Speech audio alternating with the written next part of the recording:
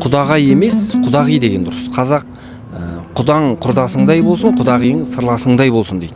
Орфографиялық сөздікте де, қазақ тілінің түсіндірме сөздігінде де құдағи деп көрсетілген.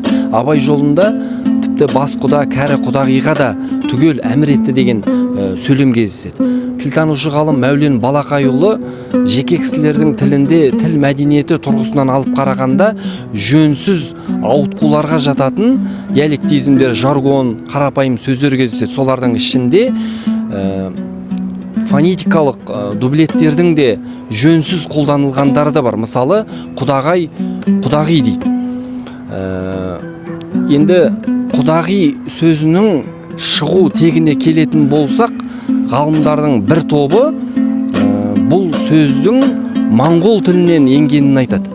Моңғолша құда құд, құдағи құд ғой. Мағыналары да бірдей, жазылу жағы да ұқсас болып тұр.